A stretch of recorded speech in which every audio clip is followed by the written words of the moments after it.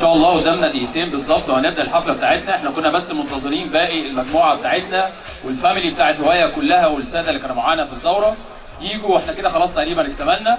استاذن حضراتكم بس الاولياء الامور اللي موجودين هناك نسيب الولاد ونيجي عند الكراسي.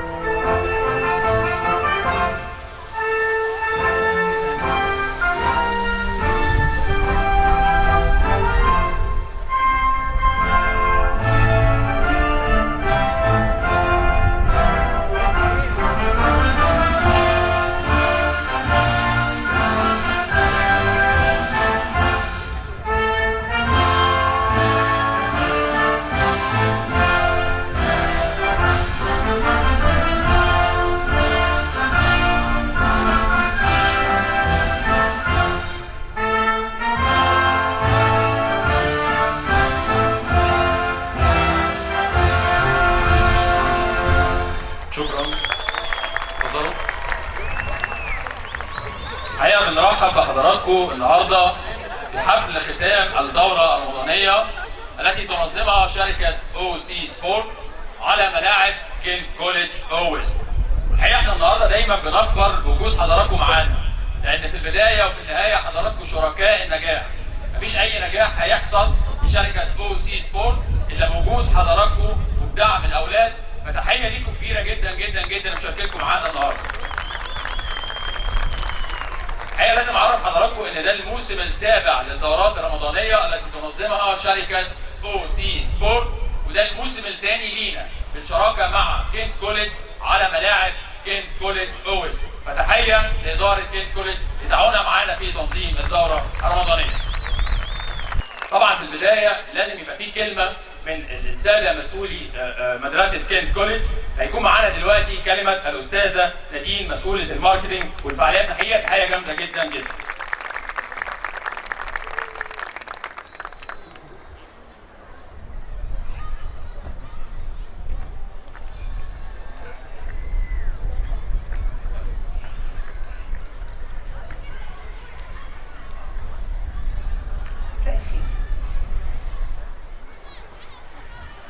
Ladies and gentlemen, a warm welcome to Kent College West Cairo. بنرحب بالسادة الحضور في مدرستنا كانت كوليدج. اليوم بنحتفل بنهائيات الدورة الرمضانية الثانية لكرة القدم التي تنظمها هواية تحت إدارة البطل الأولمبي.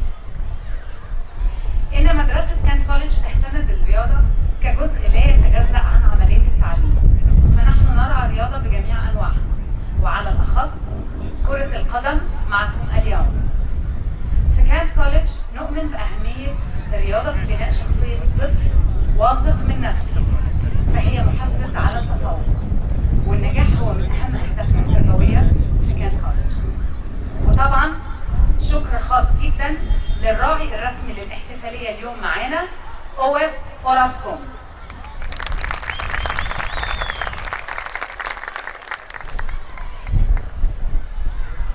شكرا الاستاذه نادين. الحقيقه حاجه جامده جدا، مشكوره جدا جدا على اشتراكها معانا في الدوره. تكريم المراكز الاولى وافضل لاعبي الدوره الرمضانيه، ولكن بدعو كل الساده الزملاء مدربين في هوايه يتفضلوا معانا على المسرح. كل مدربين هوايه. هنبدا باول حاجه دلوقتي، جوائز الافضل، يعني افضل لاعب في كل مرحله عمريه، افضل حارس مرمى، افضل مدير فني، افضل روح رياضيه او فير بلاي. فريق 2015 بطوله 2015 احسن مدرب الكابتن مصطفى درشوكه. الحقيقه تحيه جامده جدا جدا. احسن مدرب والحاصل على البطوله اتفضل يا كابتن مصطفى. احسن لاعب في بطولة 2015 في الدورة الرمضانية هو اللاعب حسين وليد. اتفضل يا حسين. حقيقة حسين، دي حاجة جامدة جدا. احسن لاعب حسين وليد.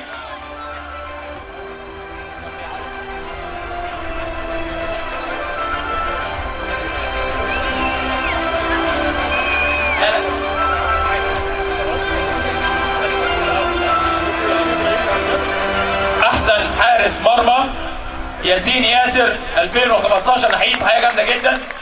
يلا ياسين اتفضل معانا على الستيج. جائزه الفير بلاي ل 2015 ياسين محمد ابراهيم. نحييه، حاجه جامده جدا جدا.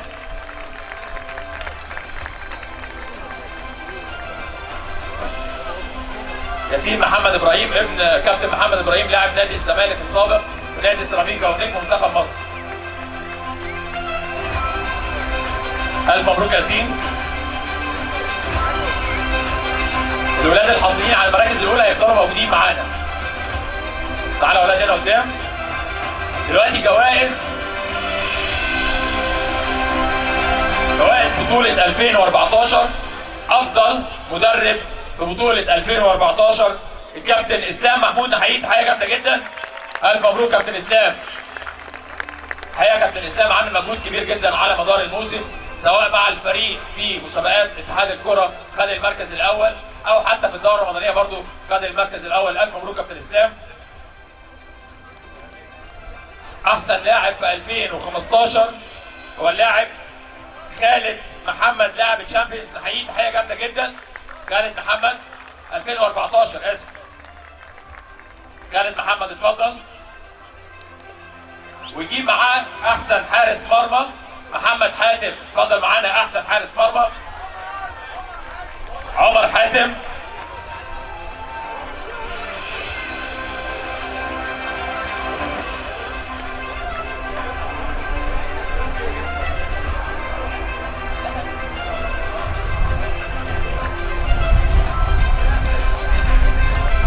جائزة الفير بلاي 2014 اللاعب ميدو عرفة. نحييه، حاجة جامدة جدا. ميدو عرفة.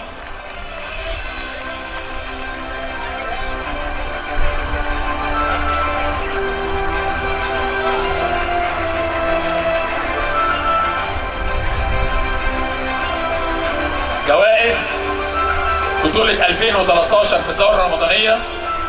أحسن مدرب في بطولة 2013 الكابتن يعقوب موسى. نحيي كابتن يعقوب، دي حاجة جامدة جدا. اتفضل كابتن يعقوب.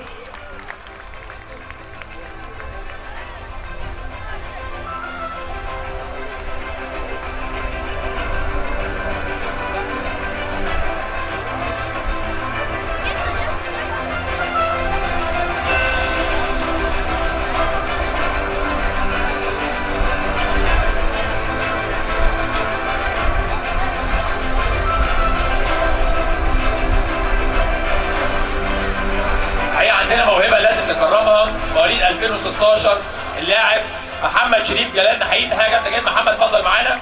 محمد شريف جلال. هنستكمل دلوقتي. محمد شريف جلال اطلع يلا بسرعه على المنصه. هنستكمل دلوقتي احسن لاعب في بطوله 2013 اللاعب ابراهيم عمر. نحيي ابراهيم، تحيه جامده. اتفضل يا ابراهيم معانا. الف الف مبروك يا ابراهيم. واحسن حارس مرمى عنده معاك يا ابراهيم هو اللاعب حسام خالد. الف مبروك يا حسام. اتفضل. وجائزة الفير بلاي لبطولة 2013 اللاعب معاذ رمضان. ابراهيم عمر ده موهبة كبيرة قوي يا جماعة، افتكروا الاسم ده. لعب معانا في الدورة الرمضانية وهو لاعب نادي الزمالك يعني. ألف مبروك يا ابراهيم.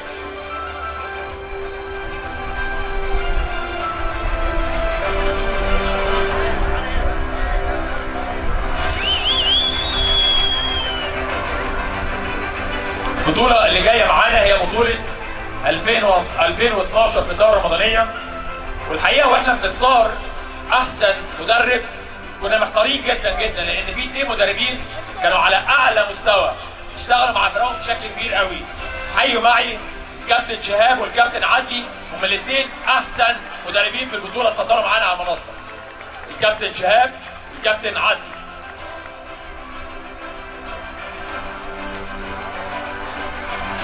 اتفضلوا معانا.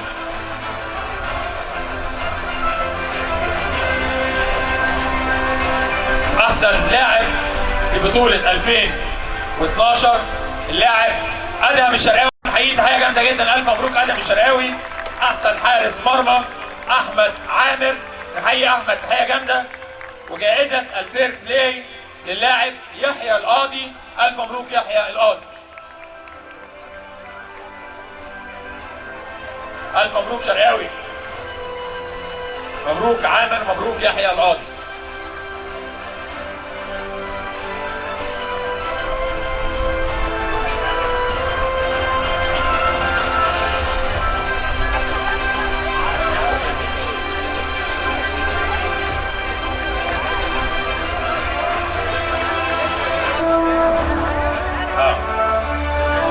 نحيي ابطال بطولة 2012.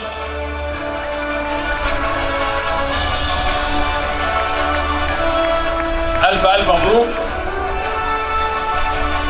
جوائز الأفضل لبطولة 2011 في الدورة الرمضانية: أفضل مدرب هو مدرب غزل المحلة كابتن عصام، نحييه تحية جامدة جدا جدا، اتفضل. مدرب فريق غزل المحلة. أحسن لاعب رايان خالد، نحيي رايان. احسن حارس مرمى سيف طلبه. واحسن روح رياضيه او الفير بلاي محمد حاتم ميدو، اتفضل يا محمد. الف مبروك محمد حاتم. مبروك كابتن عصام، مجهود كبير قوي والله.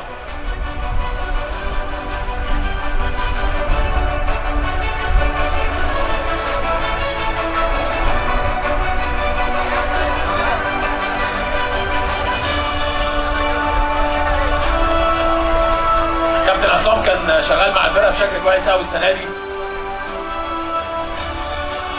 الف مبروك كابتن عصام.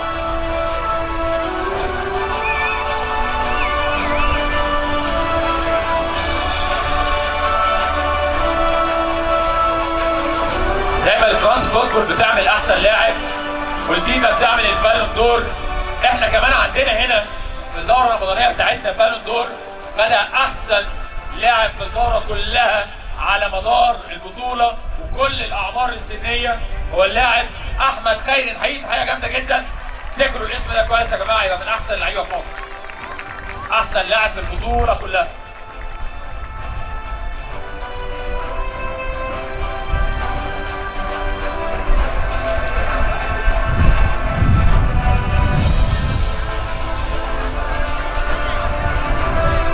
ألف مبروك.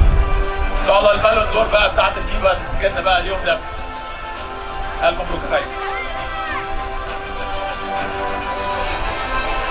دلوقتي هنبدأ بقى تكريم المراكز الأولى في الدورة الرمضانية.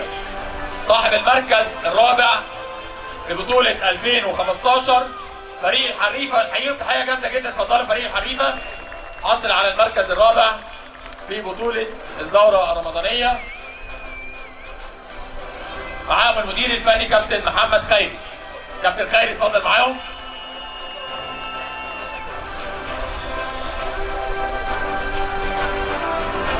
صاحب المركز الثالث فريق يورو سبورت، نحييهم تحيه جامده جدا جدا يورو سبورت.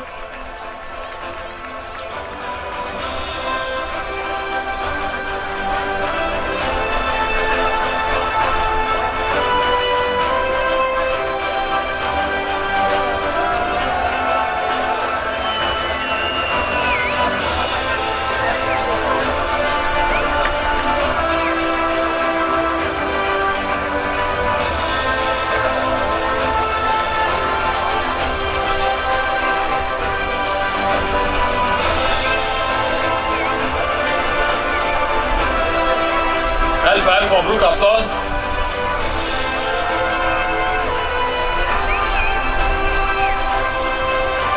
وصاحب بقى المركز الأول والثاني مناصفة، لأن هما أوريدي أصلا فريق واحد.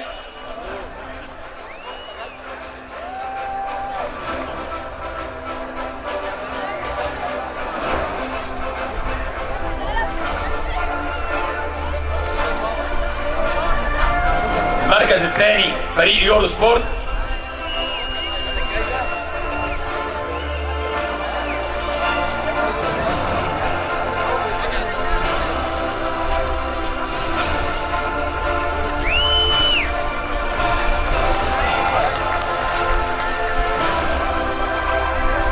فريق يورو سبورت اتفضل معانا صاحب المركز الثالث.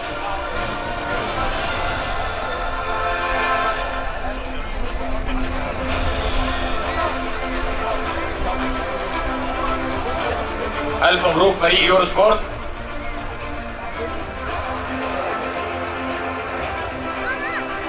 الحقيقة بقى صاحب المركز الأول منظومة محترمة جدا شاركت معانا في الدورة السنة دي، وهم حصلوا على المركز الأول والثاني، فهم يعتبروا الفريق كله قوام واحد مركز أول، وقيادة الكابتن مصطفى درشوكة والكابتن مصطفى حجاب والكابتن صابر. نحيي فريق ألفا كور تحية جامدة جدا. صاحب المركز الأول ألف ألف ألف مبروك فريق ألفا كور، وحاصل على المركز الأول في بطولة 2015. مبروك كابتن مصطفى درشوكة، كابتن مصطفى حجاب، كابتن صابر.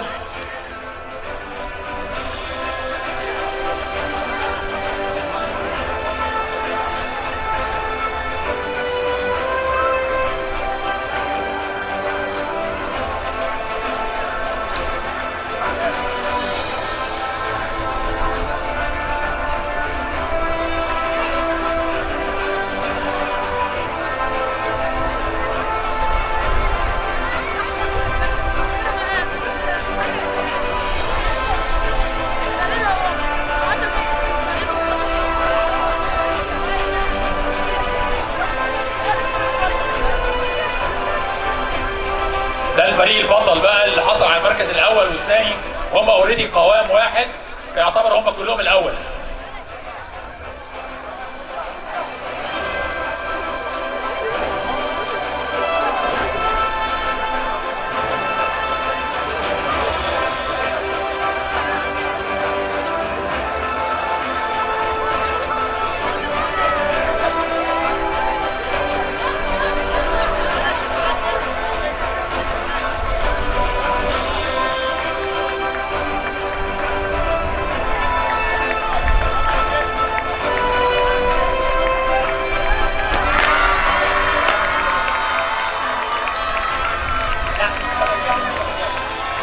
ألف ألف مبروك كابتن مصطفى فريق ألفا كور. دلوقتي هنكرم بقى بطولة 2014 فريق الحاصل على المركز الرابع فريق بريدج. نحيي فريق بريدج تحية جامدة جدا. اتفضل.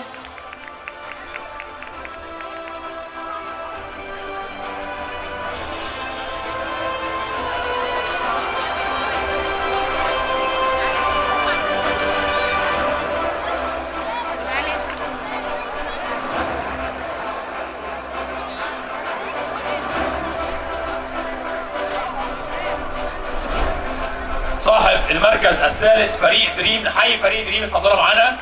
ألف ألف مبروك يا أولاد.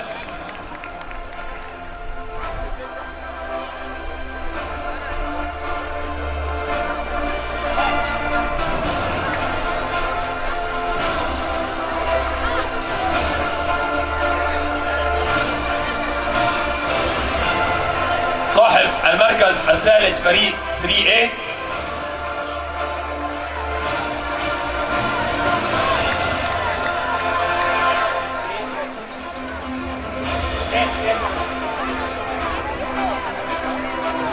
صاحب المركز الثاني.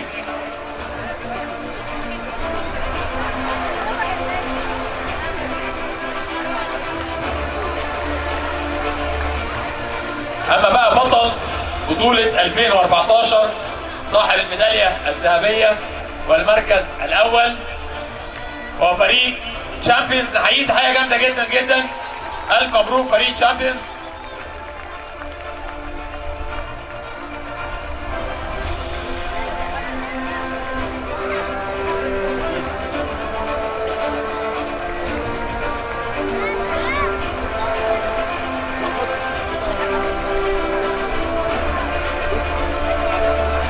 فريق تشامبيونز هو صاحب المركز الاول.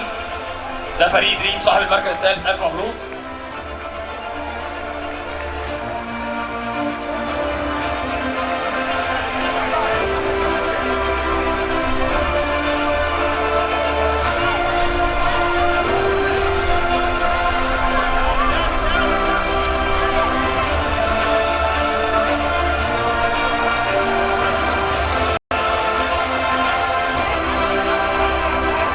فريق شامبيونز بقى اللي طالع ده هو بطل بطولة 2014.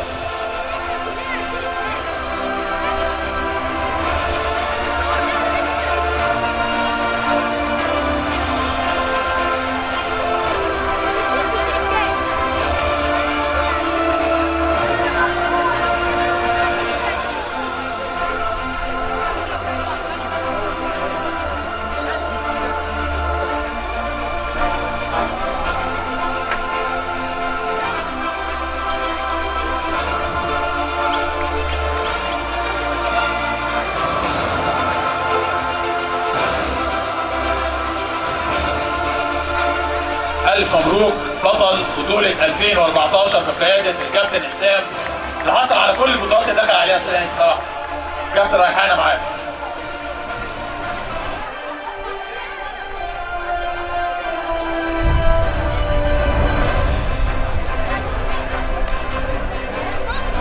أولاد.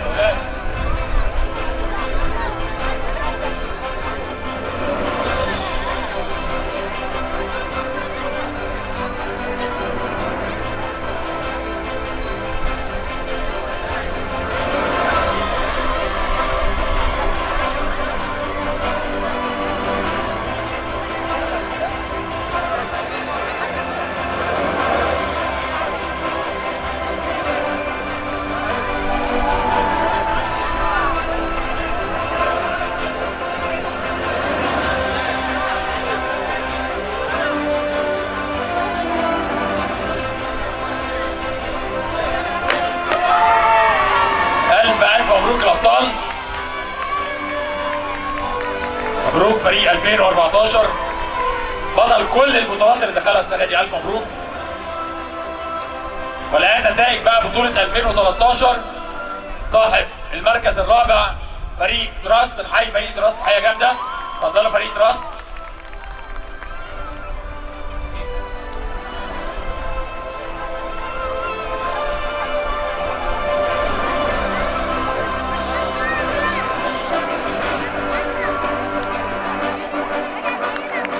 صاحب المركز الثالث فريق ليون.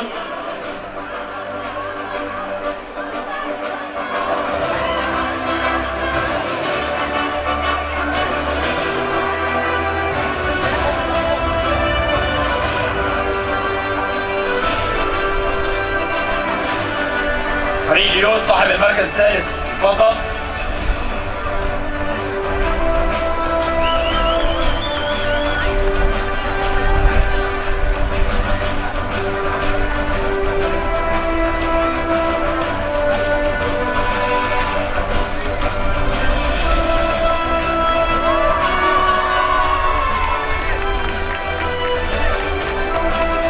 ألف مبروك. دلوقتي بقى فريق ليون صاحب المركز الثالث. نحيي فريق ليون تحية جامدة جدا جدا، ألف مبروك.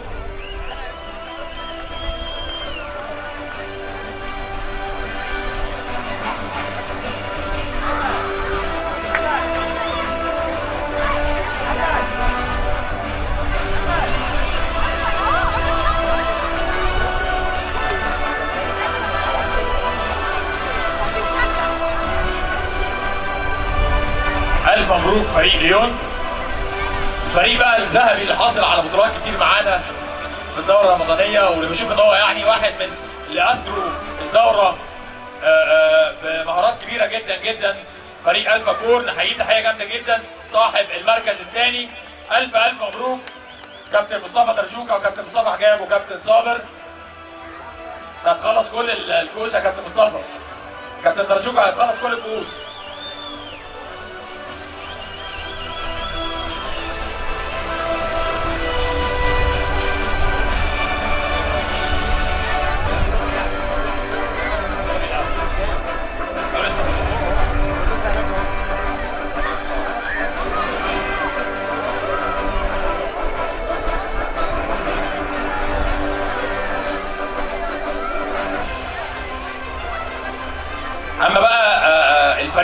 البطل صاحب المركز الأول في بطولة 2013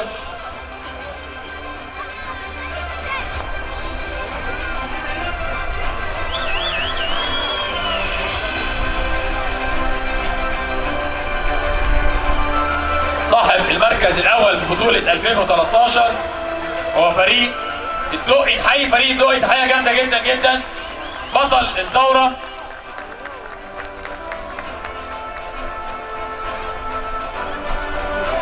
ألف مبروك كابتن يعقوب موسى، ألف مبروك كابتن يعقوب.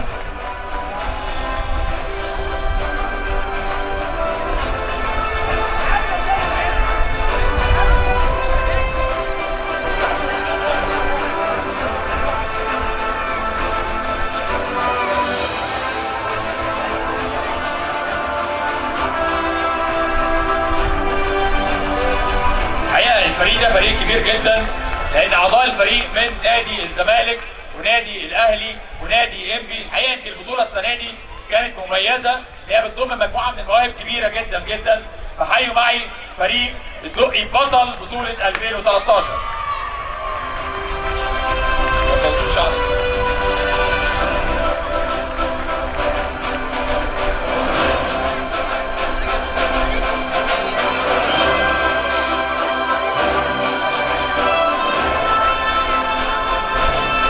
بطولة 2012 صاحب المركز الثالث فريق لافيينا. ألف مبروك فريق لافيينا.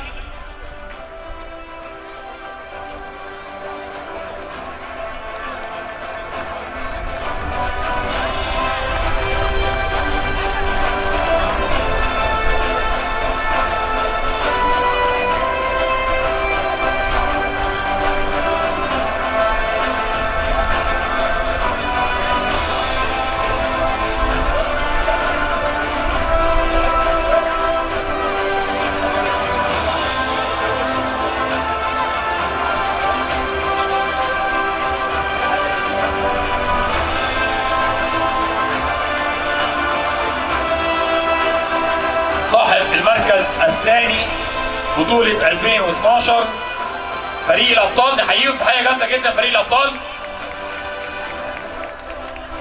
الأبطال والحريفة هم فريق واحد 2012، فاحنا بنحيي الفرقتين لأن هم نسيج واحد أصلا. فريق 2012 في أكاديمية هواية ونادي البطل الأولمبي.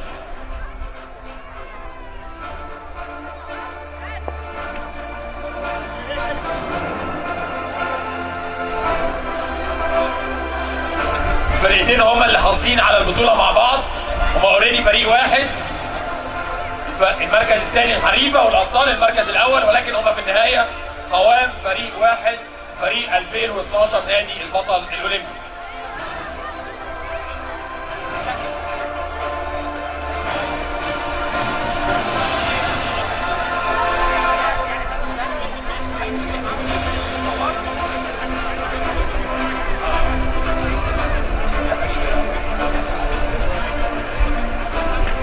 نتائج دلوقتي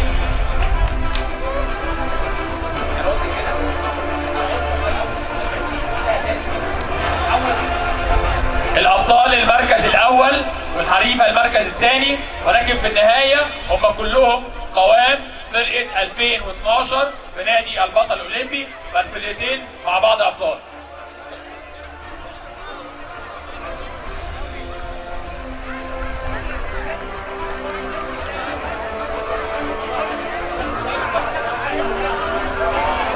ارجعوا اولاد ورا، ارجعوا ورا، هم هيجوا لكم.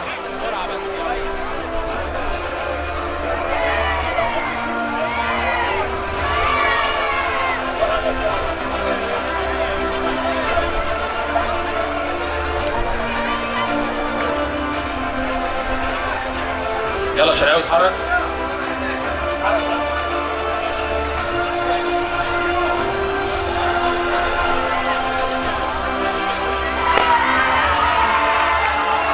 ألف مبروك فريق 2012 فريق الأبطال المركز الأول والحريفة المركز الثاني.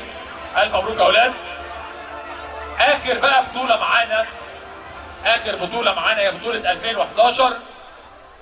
معانا فريق جاي من بعيد قوي، فريق اسمه فريق غزل المحلة. الف الف مبروك صاحب المركز الرابع، ولكن هم اولادنا يعني، هم مختارين اسم غزل المحله. الف مبروك بقياده الكابتن عصام.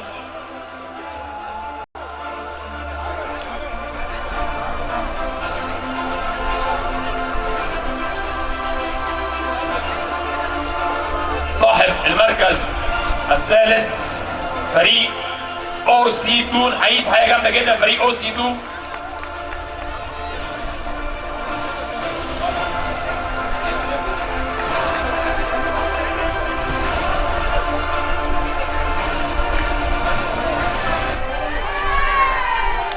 الف مبروك يا اولاد، اتفضلوا.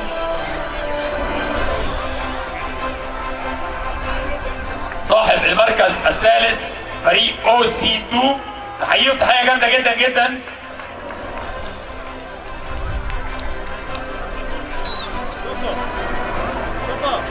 الف مبروك يا ابطال.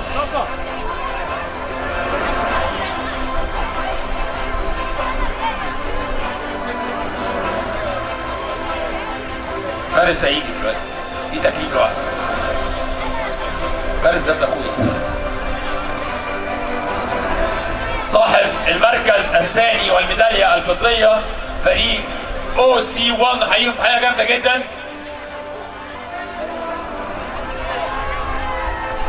الف الف مبروك يا ولاد. او سي 1 صاحب الميداليه الفضيه.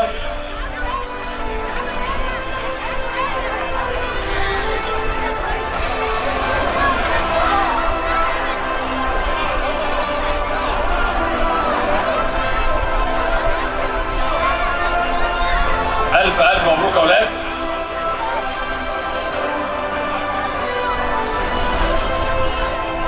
اما بقى صاحب الفرح الكبير في بطولة 2011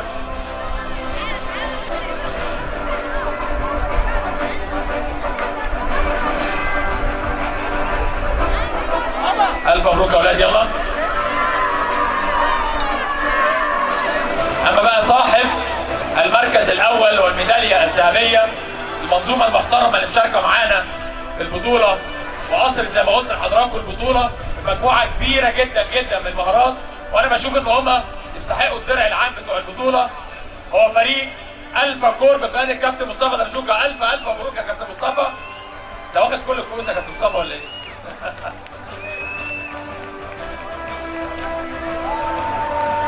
هي معاه مجموعه كبيره يستحق والله، معاه مجموعه كبيره من المهارات والامكانيات الفنيه العاليه اللي اثقلت البطوله بشكل كبير قوي.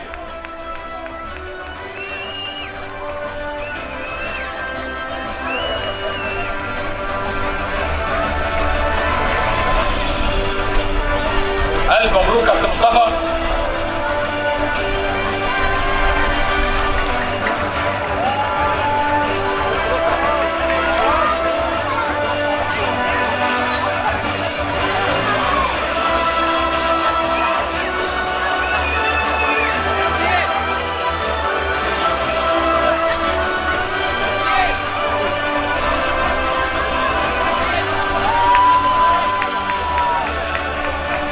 الف مبروك كابتن مصطفى. الولاد بيهدوا كابتن مصطفى الميداليات بتاعتهم كلها، ده عرفان بالجميل ليه يعني.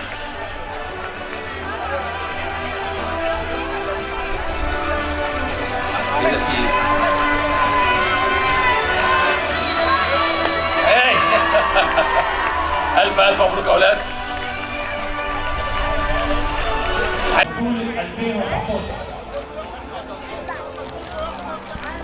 الاهالي بقى ممكن نتفضل معاهم نتصور معاهم.